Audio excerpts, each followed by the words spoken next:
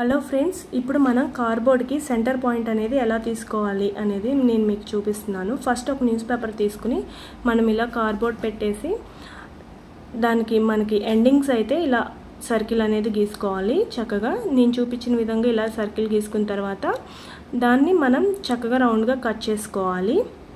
ఇప్పుడు ఇది రౌండ్ షేప్లో కట్ చేసుకున్న తర్వాత ఇలా మీరు కార్డ్బోర్డ్ కనుక పెట్టి చూస్తే కరెక్ట్గా ఎగ్జాక్ట్గా సైజ్ ఉండిద్ది.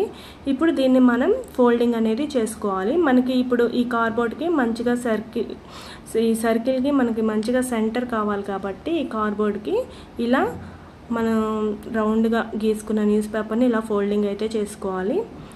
నేను చూపించిన విధంగా మీరు కనుక చేసుకుంటే ఎప్పుడైనా కార్డ్బోర్డ్ మీద మీరు లెపెన్ ఆర్ట్ చేసేటప్పుడు మధ్యలో సెంటర్ అనేది చక్కగా క్లియర్గా వస్తుందన్నమాట.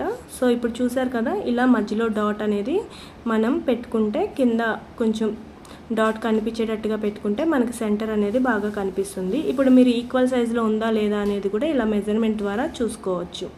మీకు కనుక ఈ వీడియో యూస్ఫుల్ అయ్యి ఉంటే సబ్స్క్రైబ్ చేసుకోండి, ఒక లైక్ చేయండి, షేర్ చేయండి. Thank you for watching.